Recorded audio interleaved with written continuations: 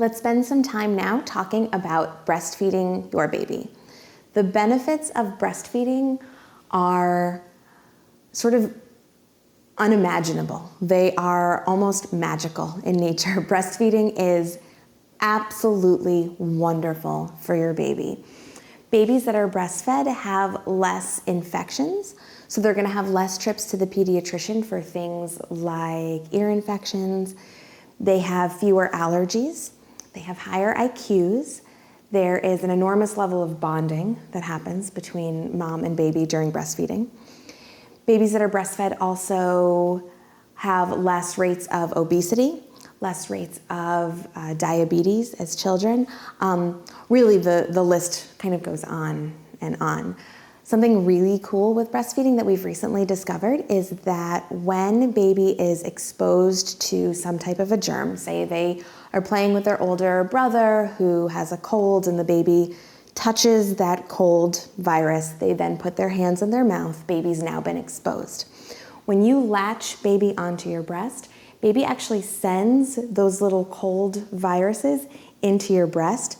Your breast works as a little mini pharmacy and makes antibodies to protect baby against that infection. Your breast then sends those antibodies into the baby, and baby is now more protected against the cold that they've just acquired.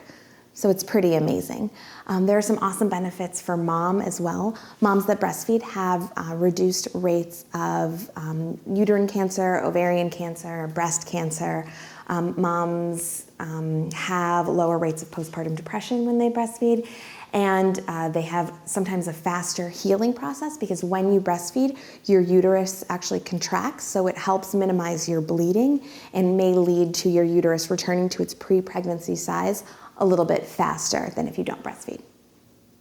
Breastfeeding also has a tremendous amount of benefits for you. Women who breastfeed have lower rates of ovarian and breast cancer.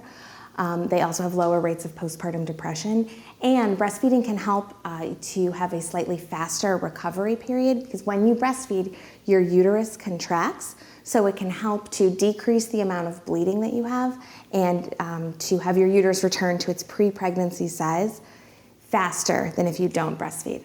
Also, breastfeeding is less expensive than formula feeding, and once you get the hang of it, it can be easier because you have your breasts with you wherever you go. And so you don't have to worry about bringing all of your supplies and cleanup. You just nurse when you need to nurse. And again, once you get the hang of it, it can make life a little bit simpler. After you've given birth, a lot of hormonal changes will happen in your body to signal that it's time for your milk to come in. Right after you've given birth, you will have a milk that is called colostrum. Colostrum lasts for the first day to 3 days. It is often called liquid gold, both because of how amazing it is and also because it is gold in color. It's going to be a little bit thicker than regular breast milk, and again, it's going to be slightly yellow in color. Starting at around day 3, your milk will come in. All I can say is you will know when your milk comes in. Your breasts will feel heavier, there will be some pressure, they will be larger, and you will see a change in your breast milk. So instead of the colostrum, the milk is now going to look like milk, it's going to be white, and there will be a lot more of it. Investing in a good nursing bra is a really good idea. You can even meet with a specialist who can fit you and help find one that works really well for your body. We recommend avoiding bras that have underwire, especially as you're adjusting to your breast milk coming in, because the underwire can put a lot of pressure on your breast tissue and it would be more possible to get a clogged duct, which can lead to infections. So when possible, try to use one that just has an elastic band. Account for the fact that your breasts are going to get significantly larger. It's a little hard to predict how big they're gonna get, but there are lots of bras out there that kind of grow with you. And having a really good nursing bra is sort of invaluable just because you're going to be a lot more comfortable. It's going to help prevent clogged ducts, which lead to infections and things. And ultimately, it's just going to make your breastfeeding experience that much easier. When you start breastfeeding, the first thing that's going to happen is you are going to latch your baby onto your breast. And basically that means that your baby is going to open their mouth real wide and take your breast into their mouth. A couple of pointers when you do this. First, know that the first week or so period of time of breastfeeding is challenging. It will get a lot easier, but in the very beginning, there's a very good chance that you're going to have to get propped with different pillows and maybe even just take your shirt off completely and really devote a lot of energy to getting the latch right. Know that this is probably not going to be forever. Once you and your baby get the hang of things, this will happen much more naturally and you'll be able to be out at lunch, talking to a friend, nursing your baby at the same time. But in the beginning, it does take a little bit of thought. So you're going to put your baby, you're going to hold your baby, and we'll talk about positions in a minute. Put your baby on you, tummy to tummy, chin to breast, meaning the baby's chin is on your breast. Baby is going to open their mouth real wide, and we want baby to take as much of the areola in their mouth as possible. The areola is the dark part of your breast, and then the nipple is the part of the breast that protrudes. Some women have really large areolas, so we don't want to say the baby has to take all of it. But again, we want the baby to take as much of the areola as possible. The other thing that's really important is that the baby gets a deep latch. So if you wouldn't mind, take your tongue and run it over the roof of your mouth, and you can feel where your hard palate switches to your soft palate. Can you feel that? So don't worry, baby's mouth is a lot smaller than yours, but essentially we want your nipple to be at the baby's soft palate, because if the baby just grabs onto just to the tip of your nipple, you can imagine that would be pretty uncomfortable and it would be hard to get milk out.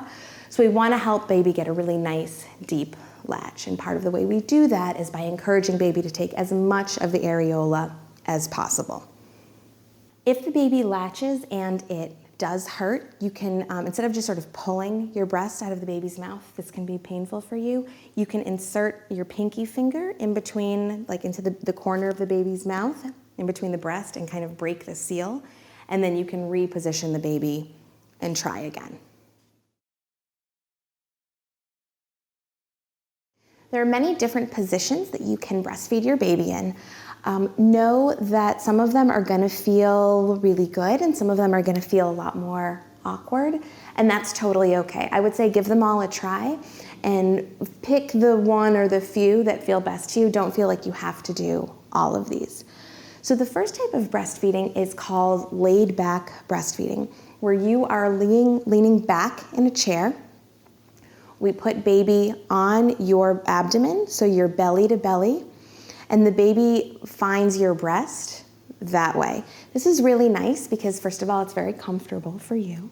Also, baby feels very supported. Their entire body is supported by your body, and it really allows them to work on their neck strength and also finding your breast. So a lot of women really enjoy this position. Another position is called the cradle hold, where you're holding your baby on the same side that you're going to nurse the baby on. So if you're nursing on your left-hand side, you're going to use your left arm. You're going to hold the baby. You're going to use your right hand to position your breast and then bring the baby up to your breast and feed them that way. There's also the cross cradle, where you're using the opposite arm. So if you're feeding on the left-hand side, you will take your right arm, support the baby with that arm, and use your left hand to support your breast as you bring your baby to the breast. There's also a position called the football hold, where you're holding your baby on the side with their legs pointed towards your back. This is a great position if you've had a C-section because it doesn't apply any pressure to your C-section incision. This is also a great position if you have had twins because you can nurse two babies at the same time.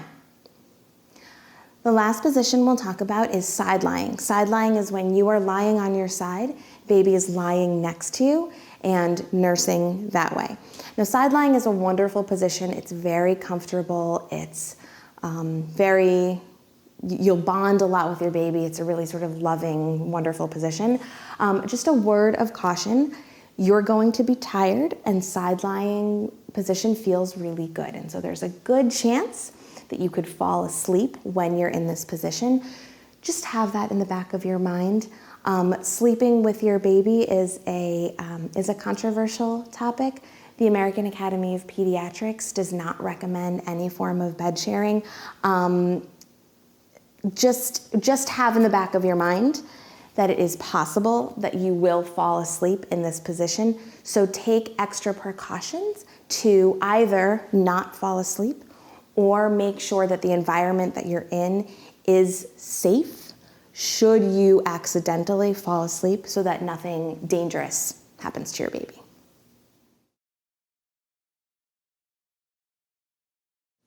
In the very beginning of your baby's life, we recommend that you feed what's called on demand. So feeding anytime your baby is hungry. This will change fairly quickly. Remember that this is just a phase in your life. And if you are the type of person who really likes to have a schedule and a routine, know that very soon you'll get to a point where you can schedule the feedings and have a lot more predictability. But again, in the beginning, it's really good to feed sort of whenever your baby is hungry. The reason for this is that it helps your milk supply to come in. So milk supply works by supply and demand. The more your baby demands, the more your body will supply. So every time you put your baby to your breast, it sends a signal to your brain that says, okay, we need to make more milk. And during the first month or so, this is really crucial to making sure that you have a really solid milk supply. So we don't really want to tell baby it's not time to nurse. Breast milk is digested incredibly quickly. This is because breast milk is so full of wonderful, awesome things, and your baby's tummies are really, really tiny. When they're born, they're about the size of a marble. So they really can't take more than about a teaspoon of milk in the very beginning. So for all of these reasons, breast milk is digested really quickly, so they're going to be hungry sort of all the time. Again, know that this is just a phase, and very soon this will just feel like a blip in time. Generally speaking, babies need to eat every 2 to 3 hours. At night, sometimes they can go longer, but we don't recommend in the very beginning letting your baby go more than 3 to 4 hours without a feeding, just because they do need that sort of constant source of nutrition.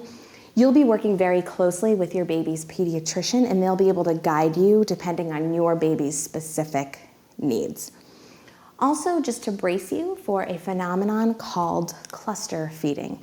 Cluster feeding happens pretty much to all babies, and essentially what it is your baby is eating every 3 hours, and then all of a sudden your baby wants to eat every 45 minutes or every hour for a period of time. And it can be fairly exhausting.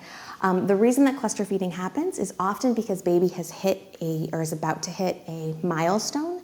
So they have a new nutritional need. Something has just happened big for them, and they're sort of really hungry, so they need more. Sometimes if a baby has some type of a stress, and things that stress babies out could be something really small, to us really small, they hear a new noise and that's stressful to them, or they are just meeting grandma for the first time and that is happy but stressful to them. They may cluster feed. Also, if a baby could be getting sick, they are very smart and they know that breastfeeding will help prevent illness, so they will cluster feed. Babies will normally cluster feed for about 3 to 5 days, and then it will taper off again. So just have in the back of your mind that this is not forever. Try to get as much sleep as you can. Try to really watch your nutrition and your hydration. Drink lots and lots of fluid. And again, you'll get through this phase, we promise. You will learn your baby's specific hunger cues, but generally speaking, there are a few things to look out for. The very first sign that your baby is hungry is they will start to do this very adorable thing called tongue thrusting, where they're sort of sticking their tongue out over and over again. It's really cute. They also may start to smack their lips. Next, you'll see that they may start chewing on their hands, chewing on your shoulder. There are often a lot of adorable photos of babies trying to latch onto your or your partner's nose because they think that it's a breast. That is a sign that your baby may be starting to get hungry. As your baby's hunger builds, they'll start to get a little bit more upset. They may start to get a little bit fussy, and then ultimately they will start crying. This is when your baby is hangry. And at this point, it can be a little bit hard to get the baby to latch. If you've ever experienced this feeling, I know I am often hangry. And when I am, you feel like you're just like, I don't even know what I want to have for dinner. I'm just hungry. Babies kind of get the same way. So when possible, try to get your baby to eat when you first start noticing those hunger cues. Don't feel bad if you miss them. Some babies go from 0 to 60 very quickly, or maybe you were on the phone, baby was in the backseat of the car and there was nothing that you could do. But when possible, do try to catch them early and go ahead and feed your baby. Moms always want to know, how can I tell if my baby is getting enough to eat? So one of the ways you'll tell is in the very beginning, you're going to be bringing your baby for lots of pediatrician visits, and they're going to be weighing the baby every time. The set amount of times is going to vary depending on how your baby is doing, but they're going to be checking to make sure that your baby is gaining weight appropriately, and if so, that's a really good sign that your baby is gaining enough or is getting enough breast milk. Another really good way to tell is your baby peeing and pooping appropriately? Babies should be peeing about 7 to 25 times a day. So keeping a log of your baby's pees and poops can be really helpful, because then you can see, okay, you know what? Every day, average, they pee about 8 to 10 times a day. Today he's peed 10 times, so we seem to be right on track.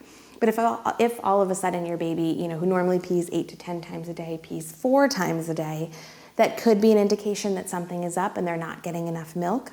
That would be a good reason to call the pediatrician and possibly the lactation consultant as well, so they can investigate and make sure that everything is okay with your milk supply. Moms are often very stressed about whether or not they're making enough milk. And the first thing I'll say is that chances are you are making plenty of milk. Your body knows exactly what to do, and your baby knows exactly what to do in terms of breastfeeding. So trust your body and trust your baby and trust that your body is doing exactly what it needs to do for your baby.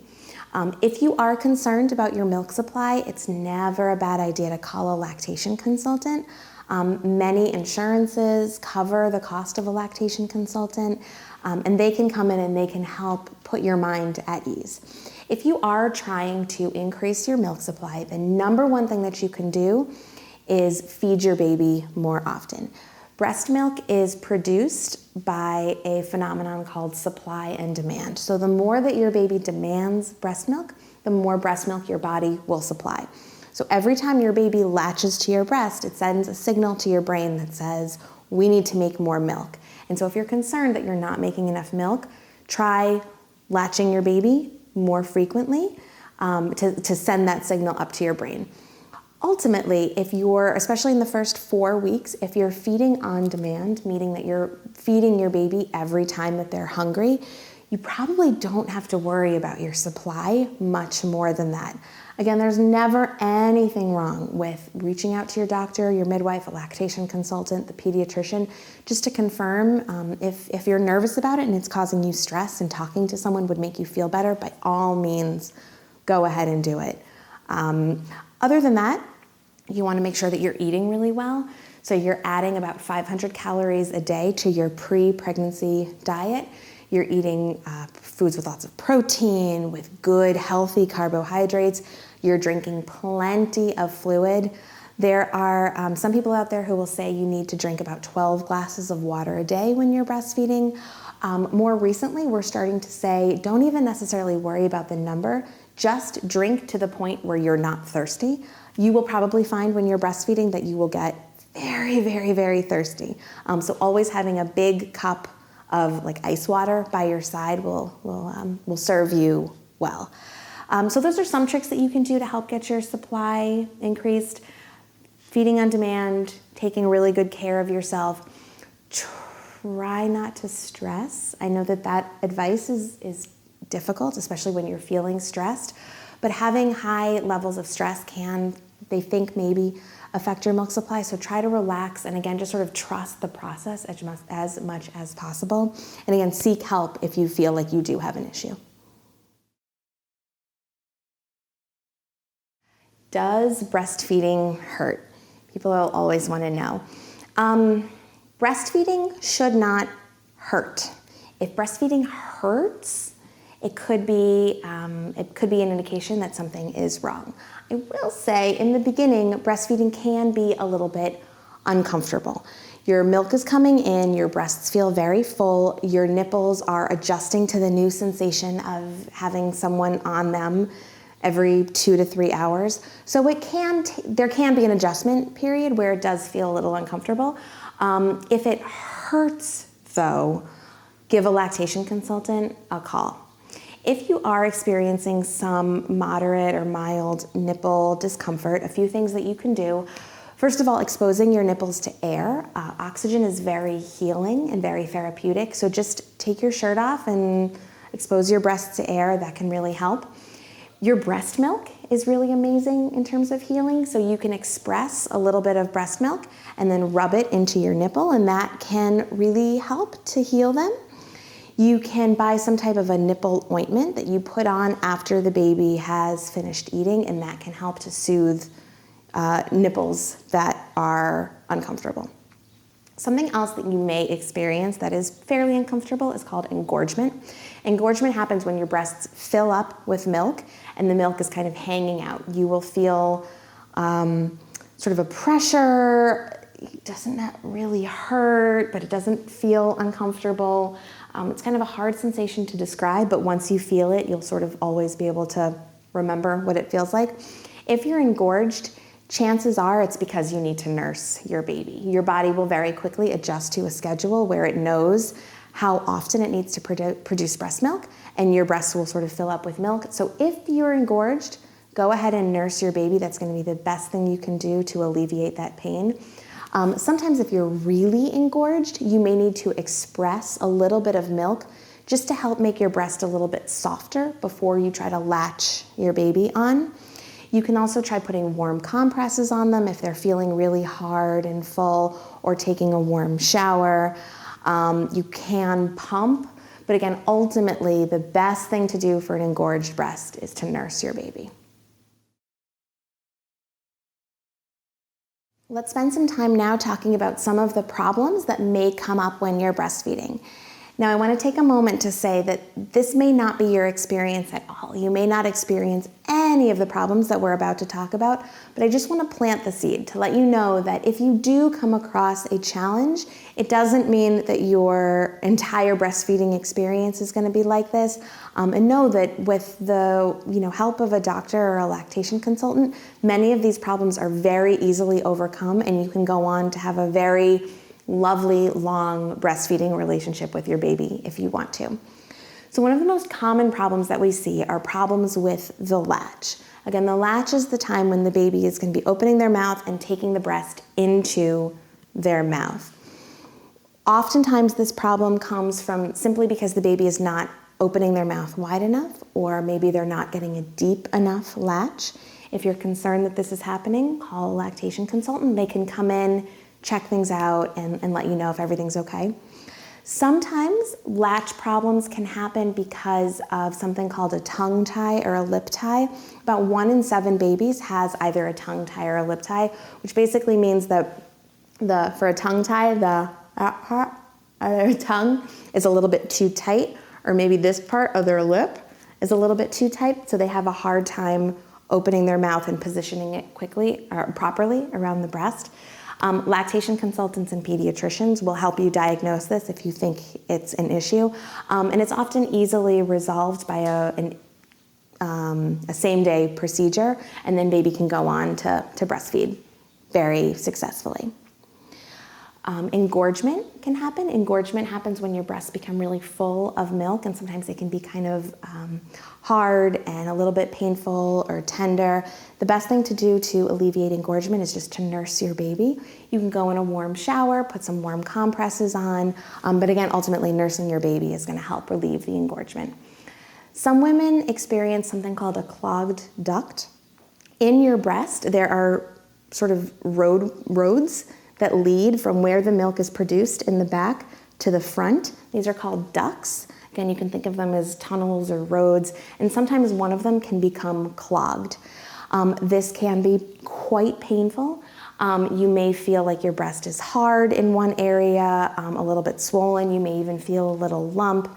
If you think that you have a clogged duct, again, I would probably see a doctor or a lactation consultant. You can try massaging it and seeing if you can release it. If you have a clogged duct, a little trick is knowing that babies pull the most amount of milk out from the direction that their chin is pointed. So if you have a clogged duct at the top of your breast, you can get creative with holding your baby so that their chin is pointed towards the direction of the clog, because sometimes that force alone will help to remove the clog.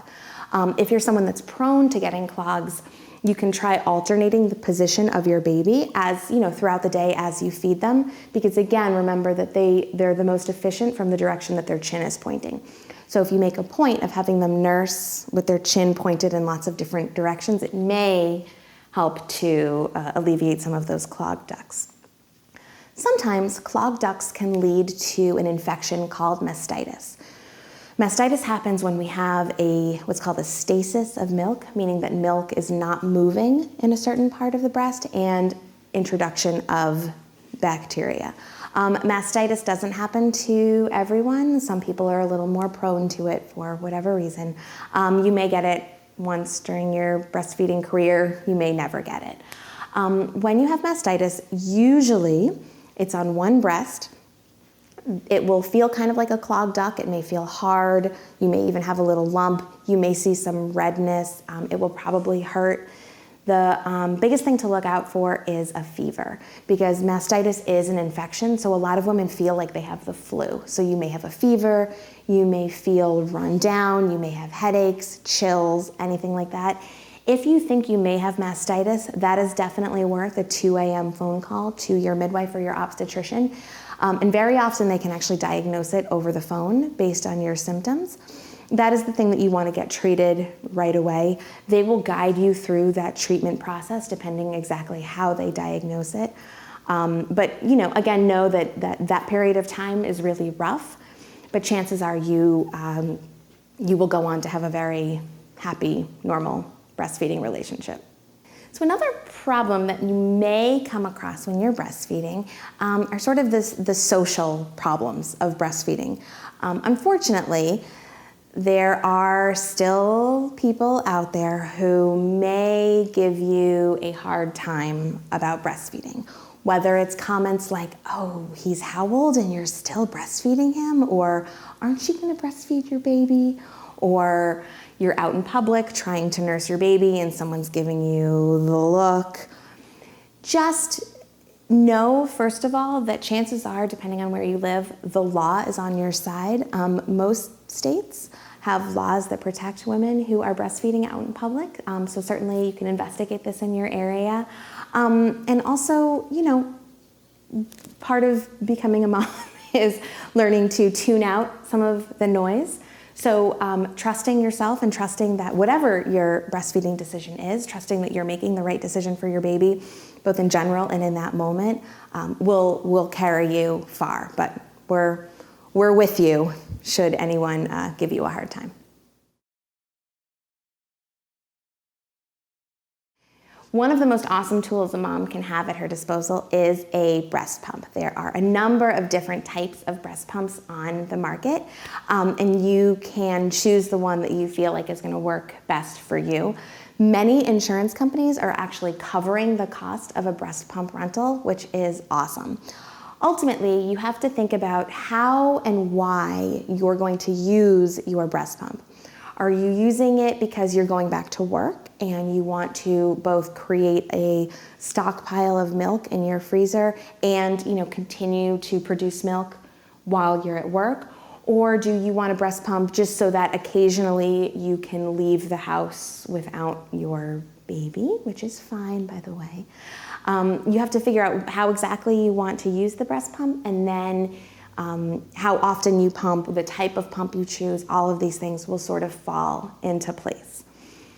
Basic overview of pumping is that when you're away from your baby for any period of time, you want to pump as often as your baby nurses in order to help maintain your supply. So if your baby is nursing every 3 hours, try to pump every 3 hours. There are guidelines about how to store your milk, and we're gonna give you a printout that you can go ahead and print out and stick on your refrigerator or stick in your pump bag that will help tell you how to store your breast milk. There are lots of ways that you can store the breast milk if you're gonna be putting it in the freezer. There are bags that you can buy when you freeze breast milk in a bag. Freeze them like this on top of each other. Make sure that you label them with the date, and then you can stack them side by side. When you pull breast milk out of the freezer and you defrost it, never microwave it. Microwaving can kill some of the really awesome properties about breast milk. It also can create hot pockets within the breast milk, even when you shake it, that can burn the baby's mouth. The best way to defrost breast milk is either to put it in the fridge, overnight and let it defrost slowly, or to put it under running warm water or in a bowl of warm water. Defrosts usually pretty quickly. Once breast milk has defrosted, we don't want to refreeze it again, and we have to use it within 24 hours. So just a note, as someone who has had to dump breast milk down the sink, it's kind of a tragic feeling to have to do this. So I would recommend freezing breast milk in smaller quantities. So, freezing it in 2-ounce little bags, because if you freeze a whole big bag of 8 ounces of breast milk and your baby only drinks 3 ounces of it and you have to dump the other 5 ounces of it, that feels sad. So do little amounts. Choosing a baby bottle for your baby, whether or not you're feeding the baby formula or breast milk in that bottle, can be a little bit of a tricky thing, just because some babies will take any bottle and some babies are a little bit more sensitive. So they will require you to possibly experiment a little bit with different bottles. People anecdotally have reported that there's this sort of sweet spot between 4 and 6 weeks where if you introduce a bottle during this time, babies tend to take it a little bit easier than if you wait longer. We don't want to introduce a bottle too soon because then something called nipple confusion can happen. Drinking milk from a bottle is significantly easier than drinking milk from a breast. So if a very, very brand new baby gets a bottle, they'll think to themselves, well, this is easy. The milk comes out much faster. I don't have to work as hard. I don't want to go back to the breast where I have to work really hard. So then breastfeeding moving forward can be a little bit more challenging. So we recommend waiting, if you can, till about 4 to 6 weeks before trying out a bottle.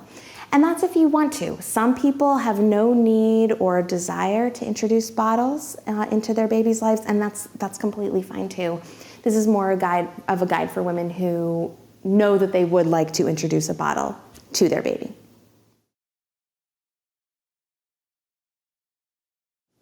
Choosing a baby bottle for your baby, whether or not you're feeding the baby formula or breast milk in that bottle, can be a little bit of a tricky thing, just because some babies will take any bottle and some babies are a little bit more sensitive.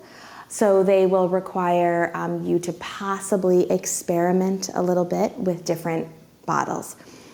People anecdotally have reported that there's this sort of sweet spot between 4 and 6 weeks where if you introduce a bottle during this time, babies tend to take it a little bit easier than if you wait longer. We don't want to introduce a bottle too soon because then something called nipple confusion can happen. Drinking milk from a bottle is significantly easier than drinking milk from a breast. So if a very, very brand new baby gets a bottle, they'll think to themselves, well, this is easy. The milk comes out much faster. I don't have to work as hard. I don't want to go back to the breast where I have to work really hard. So then breastfeeding moving forward can be a little bit more challenging. So we recommend waiting, if you can, till about 4 to 6 weeks before trying out a bottle. And that's if you want to. Some people have no need or desire to introduce bottles into their baby's lives, and that's completely fine too. This is more a guide for women who know that they would like to introduce a bottle to their baby.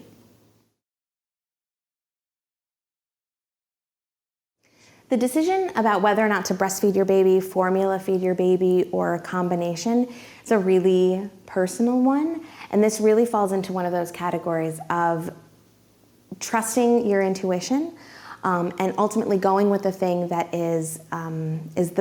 works the best for you and your family. Certainly, you can work with your pediatrician if you're thinking about adding formula or switching to formula completely, and they can help guide you through the process. There are tons of brands of formula out there. They can help steer you in the right direction and help you choose the one that's going to be best for your specific baby and your specific circumstance. Ultimately, you love your baby. You're going to do the thing that is best for your baby and for your family. So however you decide to move forward with feeding your baby, do it with confidence and knowing that it's coming from a place of love and good intention.